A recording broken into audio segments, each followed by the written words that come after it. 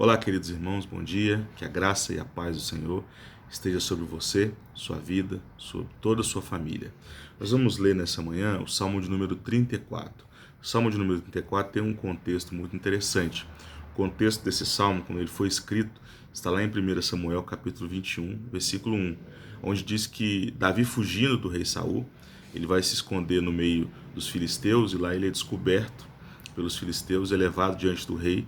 Então ele se finge de louco, de doido, e então é liberto, né?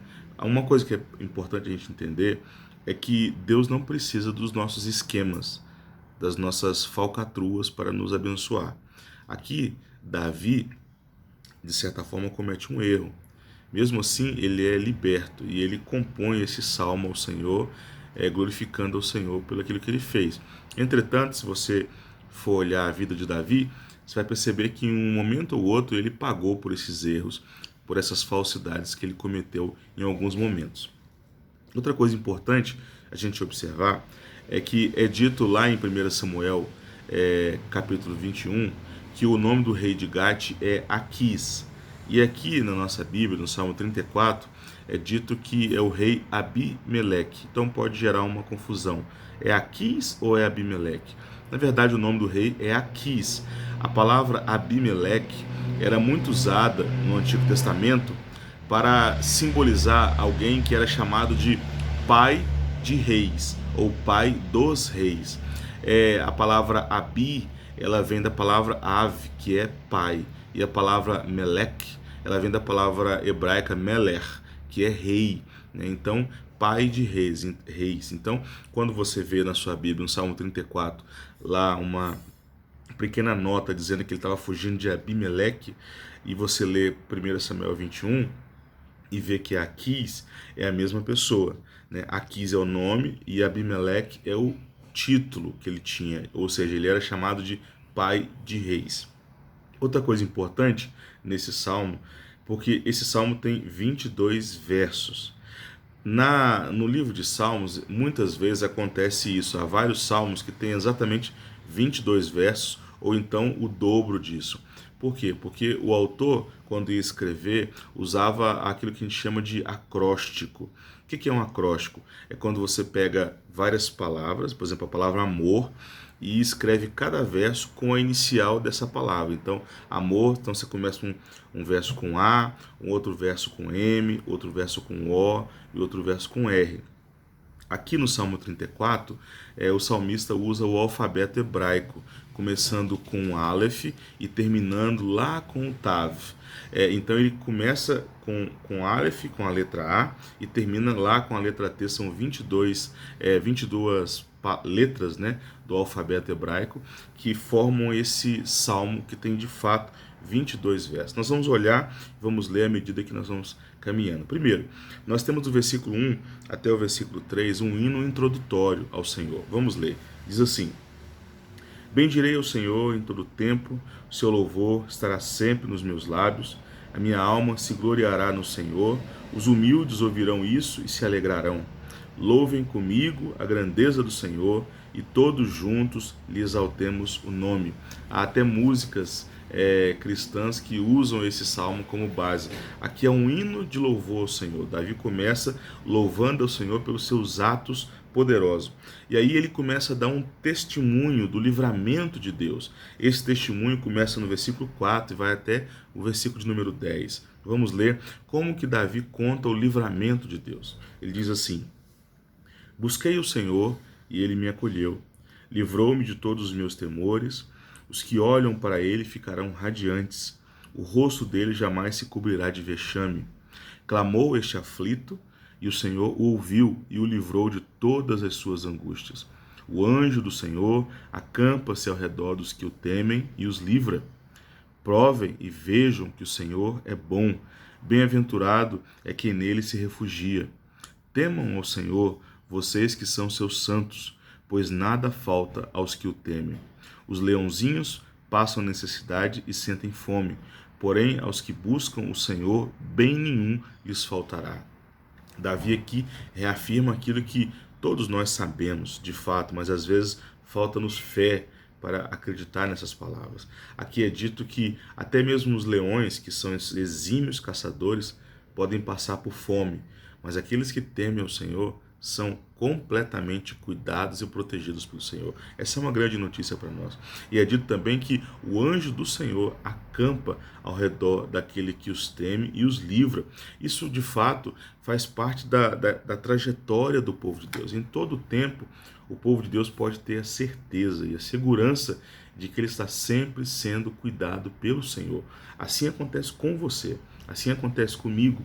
Deus cuida de nós, Deus nos protege. Se nós olharmos lá para o nosso passado, a gente vai perceber várias vezes, em vários momentos, onde nós estávamos em extremo perigo, em extrema dificuldade, mas o Senhor cuidou de nós, nos livrou e nos deu vida e vida com abundância. Essa é a alegria que nós temos.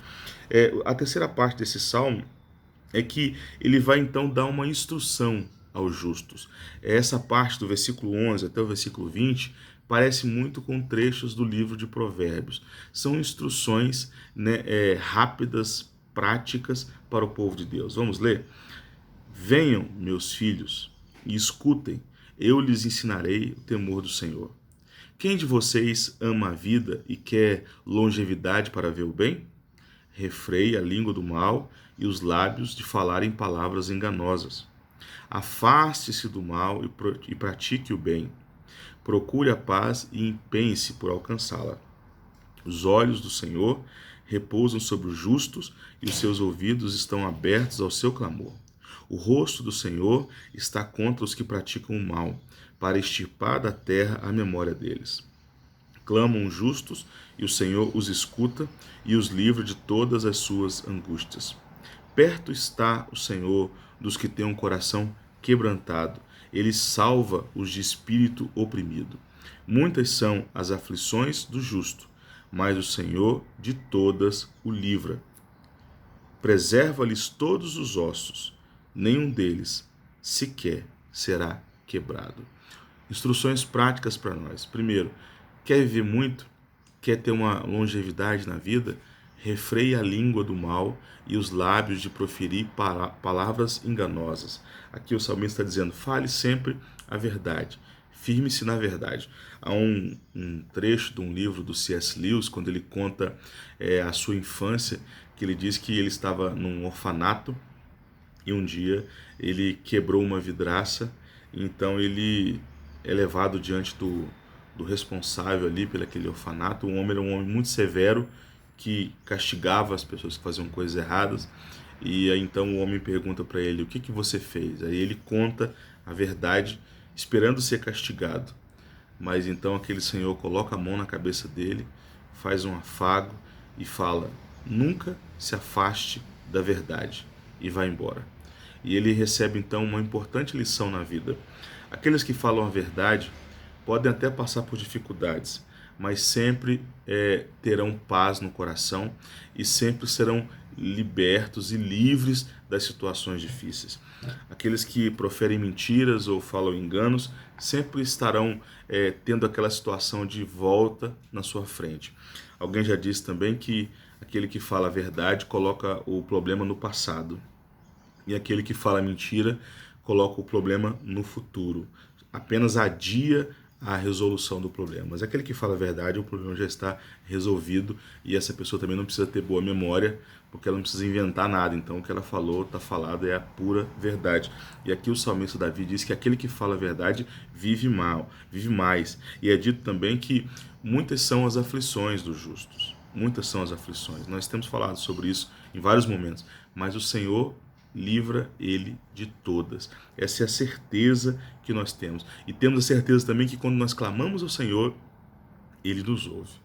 Agora, no final desse salmo, do versículo 21 ao 22, é como se fosse um resumo de todo o salmo, uma conclusão. E o salmista diz assim, a desgraça matará o ímpio e os que odeiam o justo serão condenados. O Senhor resgata a alma dos seus servos e dos que confiam nele, nenhum será condenado. Duas coisas nos apresentam aqui. Primeiro, que por mais que o mal possa aparentemente prosperar, no fim ele é destruído.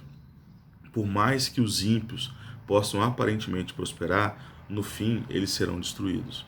O justo viverá. Por mais que às vezes a mentira possa parecer prosperar, ela será destruída pela verdade. Isso é claro nas Escrituras. O mal não perdura para sempre. O bem sempre vence. O bem sempre se estabelece. Essa é a certeza que nós temos. A segunda certeza que é claro aqui é que o justo não será condenado. Esse salmo, esse verso aqui, faz uma relação profunda com Romanos capítulo 8, versículo 29 ao versículo 37. Lá diz que nenhuma condenação há para os que estão em Cristo Jesus, e nós que estamos em Cristo Jesus somos mais que vencedores, e nada nos separará do amor de Deus. Isso nos ensina a doutrina reformada da perseverança dos santos. Nós somos do Senhor, somos propriedade do Senhor. Nós estamos salvos e nós de fato somos salvos eternamente. Nós não perderemos a salvação.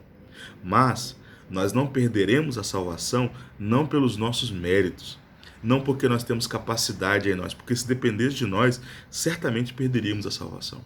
Mas nós não perdemos a salvação porque o Senhor nos comprou, nos selou com o seu Espírito, como está em Efésios capítulo 1, nós somos selados pelo Senhor e agora nós somos colocados como filhos de Deus. Portanto, à medida que nós vamos errando, Deus vai nos castigando, vai nos disciplinando, mas de fato nós somos filhos amados do Senhor e nenhum dos seus filhos será mais condenado, porque nós somos libertos, livres da condenação eterna.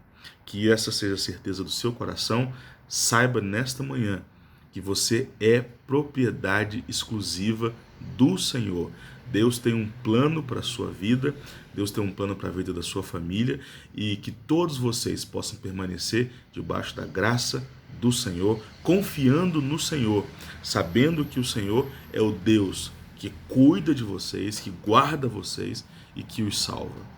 Fique na paz do Senhor e até o nosso próximo devocional. Amém.